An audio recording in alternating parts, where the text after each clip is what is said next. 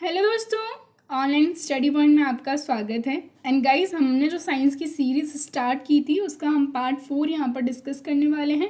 So physics, chemistry and biology related जो भी questions आपके एग्जाम में बार बार पूछे जाते हैं वो हम यहाँ पर डिस्कस करेंगे। सो आई होप वीडियो आपको पसंद आए। इसको स्किप मत कीजिएगा, पूरा देखिएगा। ठीक है, वीडियो को लाइक कर दीजिए, शेयर कर दीजिए। अगर आप चैनल पर नए हैं तो इसको सब्सक्राइब करना नहीं भूलिएगा, बेल आइकन प्रेस कर दीजिए जिससे सभी वीडियोस का नोटिफिकेशन आपको मिल सके। एंड अदर अपडेट्स के लिए वीडियो की PDF, study material such as current affair, science सभी जो है आपको हमारे टेलीग्राम चैनल पर मिल जाएगा, जिसकी लिंक डिस्क्रिप्शन में है, तो आप इसको भी ज्वाइन कर सकते हैं। रेलवे स्पेशल ई बुक है for RRB, NTPC and group D, जिसमें आपको 7600 प्लस वन लाइनर क्वेश्चंस मिलेंगे, जो कि स्टैटिक जीके, साइंस एंड पूरे एक साल का करंट अफेयर सिर्फ और सिर्फ 49 रुपीज़ में, जो रेलवे के अलावा भी कई सारे एग्जाम्स में आपको हेल्पफुल होने वाली है। तो डिस्क्रिप्शन में लिंक है, आप उसको परचेज कर सकते हैं। हम देखेंगे पहला क्वेश्चन, जब पानी में सूखी किशमिश जो है उनको रखा जाता है तो किस प्रक्रिया के कारण वो फूल जाती हैं। ठीक है, तो ये एक्सपेरिमेंट तो सभी ने देखा होगा, बट कई सारे लोगों को ये रीज़न पता नहीं होगा। तो इसका जो रीज़न है वो क्या है? परासरण। ठीक है, अब परासरण क्या होता है ये हम देखेंगे।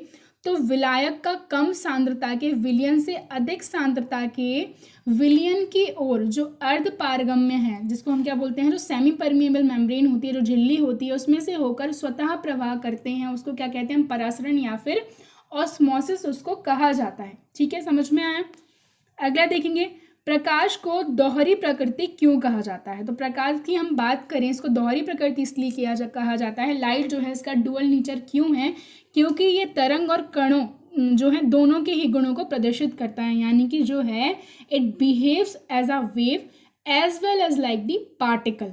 ठीक है, तो ये आपको याद रखना है।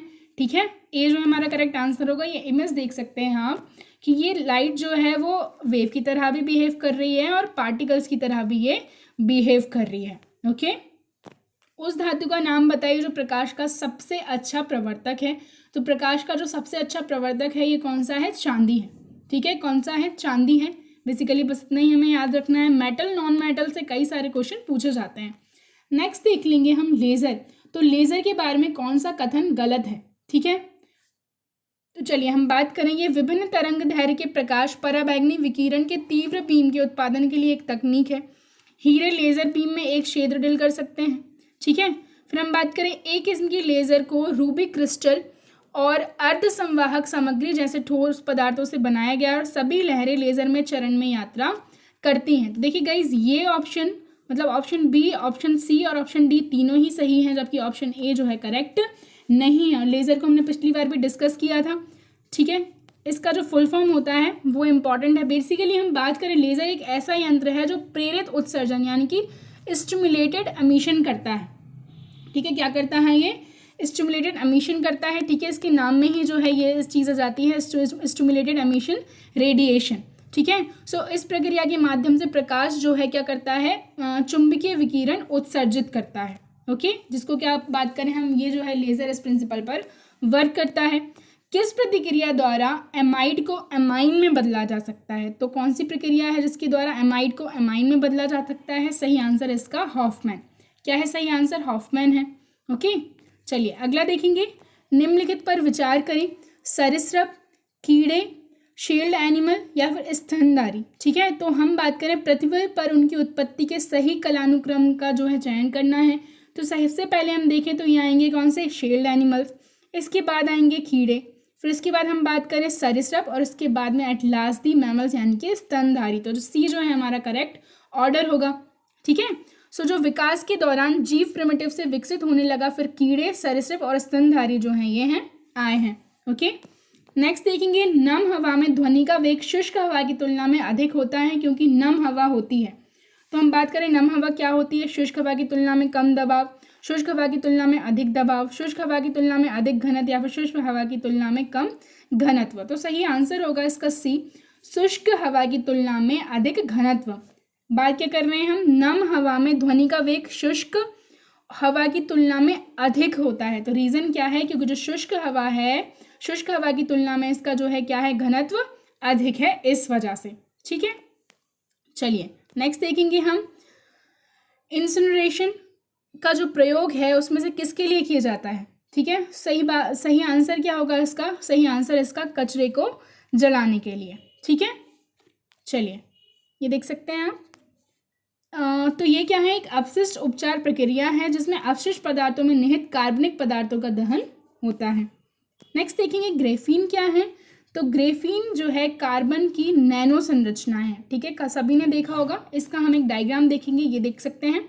सो ग्रेफीन कार्बन परमाणुओं के एक परमाणु पैमाने पर छत्ते की जाली है। ये ना केवल सबसे पतला है बल्कि सबसे मजबूत सामग्री भी है।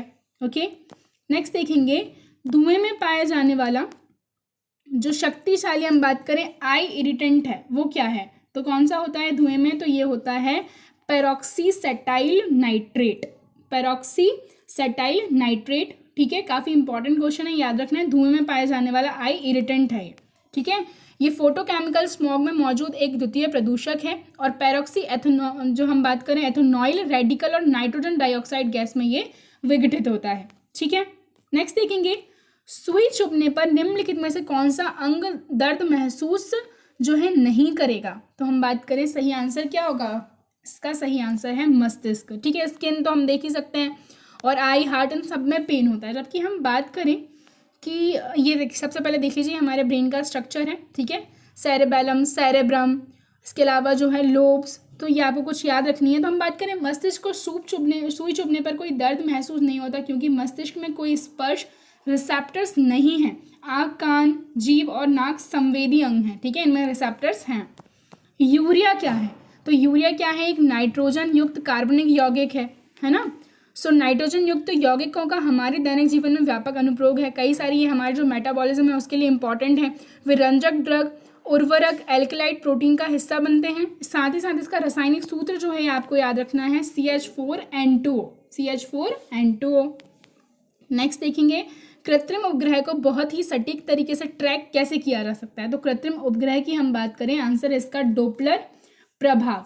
क्या है सही आंसर? डोपलर प्रभाव। तो जो डोपलर इफेक्ट है ये क्या है? Doppler effect for a moving sound source. तो इसके द्वारा जो कृत्रिम उपग्रह है उसको बहुत ही सटीक तरीके से क्या किया जा सकता है? उसको ट्रैक किया जा सकता है ना। स्रोत या हम बात करें स्रोत या पर्यवेक्षक की गति के कारण तरंग की आवृत्ति में यह बदलाव डोपलर प्रभाव कहा जाता है। सोनार के द्वारा पानी में हुई वस्तुओं का पता लगाया जा सकता है। सोनार में पराश्रव्य तरंगें जो हैं प्रयुक्त की जाती हैं। और सोनार का आविष्कार किसने किया था ये भी याद रखना है, तो पॉल लैंगविन ने किया था। ठीक है, चलिए अगला देखेंगे। किसी तारे के रंग से क्या पता चलता है? तो किसी तारे के रंग से क्या पता चलता है? उसका ताप, उसका जो टेम्परेचर है ये हमें पता चलता है। बरसात के दिन जल पर छोटी तैलीय परतों में चमकीले रंग किसके कारण दिखाई पड़ते हैं? तो ये दिखाई पड़ते हैं डिस्पर्शन यानी कि परिक्षेपण के द्वारा। ठीक है, किसके द्वारा दिखाई पड़ते हैं? तो ये दिखाई पड़ते हैं परिक्षेपण के द्वारा। प्रकाश के प्रिज्म से होकर गुजरने पर विभिन्न रंगों के प्रकाश में बट जाने को ही हम बात करें परिक्षेपण कहा जाता है। नेक्स्ट देख लेंगे प्रेसबायोपिया दृष्टि का एक अपवर्तक दोष है जो इनमें से किस कारण से होता है? क्या रीज़न है प्रेसबायोपिया होने का?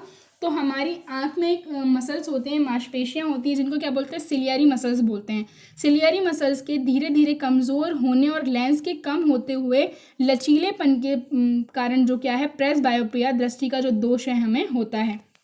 प्रेसबायोपिया जैसे जैसे उम्र बढ़ती है आँखों की जो समायोज्य शक्ति है वो कम हो जाती है और सामान्य आँखों से हम बात करें जो है विशिष्ट दृष्टि जो दूरी है से उससे लगभग 30 सेंटीमीटर पर पढ़ने लिखने और जैसा प्रदर्शन करना आवश्यक है। तो ये जो क्या है ये क्षमता जो है क्षीण हो जाती है ना। नेक्स्ट हम देखेंगे लैम्बर्ट नियम किससे संबंधित है? तो लैम्बर्ट जो नियम है ये संबंधित है किससे? प्रदीप्ति से। किससे संबंधित है? प्रदीप्ति से संबंधित है।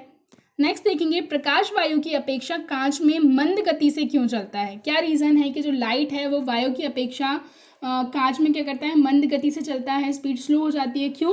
क्योंकि वायु का अपवर्तनांक कांच के अपवर्तनांक से कम होता है। जो रिफ्रैक्टिव इंडेक्स है वो क्या है यहाँ पर डिफर कर जाता है ना। नेक्स्ट देखेंगे एक कील के मुकाबले सुई से गैस से भरे गुब्बारे को फोड़ना क्यों आसान है? क्या रीज़न है इसका? तो जो सुई है गुब्बारे पर कील की तुलना में अधिक दबाव डालती है। क्या है सही आंसर? सुई गुब्बारे पर कील की तुलना में अधिक दबाव डालती है। ठीक है, सो ये एक्सपेरिमेंट्स तो ऐसे हैं बेसिकली सभी ने कर करके देखे होते हैं।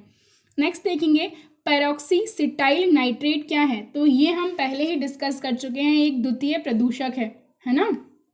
एक प्राथमिक प्रदूषक एक वायु प्रदूषक है जो एक स्रोत से सीधे उत्सर्जित होता है, और एक द्वितीय प्रदूषक को हम बात करें, द्वितीय प्रदूषक को इस तरह से सीधे उत्सर्जित नहीं किया जाता है, लेकिन जब वायुमंडल में अन्य प्रदूषक जो प्रतिक्रिया करते हैं तब यह बनता है, ठीक है ना। तो पहले वाले जो हैं, जो प्राथमिक जो हैं, वही दूसरे के लिए रिस्पॉन्सिबल होते हैं। भूरी हवा शब्द का प्रयोग निम्नलिखित में से किसके लिए किया जाता है? तो ये किसके लिए किया जाता है? ये किया जाता है फोटोकेमिकल स्मॉग के लिए। किसके लिए किया जाता है? फोटोकेमिकल स्मॉग के लिए किया जाता है। नेक्स्ट देखेंगे, जब ग्लिसरॉल की एक बूंद को KMnO4 को एक पेपर के प्रसार में जोड़ा जाता है तो क्या होता है? क्या होता है? तो सही आंसर इसका कोई हिंसक विस्फोट, ठीक है। सो ये याद रखना है। केमिस्ट्री लैब में सभी ने जो है थोड़े बहुत अजीबोगरीब रिएक्शंस किए होते हैं, ओके। नेक्स्ट देखेंगे हम, जब एक गेंद को लंबवत ऊपर की ओर फेंका जाता है तो उसकी गति के दौरान निम्नलिखित में से कौन सी मात्रा विपरीत रहती है? कौन सी मात्रा विपरीत रहती है? तो सही आंसर है उसका ऊर्जा, ठीक है। क्या होती है? उसकी ऊर्जा जो है इसके विपरीत होती है। यदि पृथ्वी का रेडियस 1% जो है सिकुड़ जाता है तो उसका द्रव्यमान कितना शेष रह जाएगा, ठीक है। तो हम बात करें उसमें क्या होगी? 2% की वृद्धि।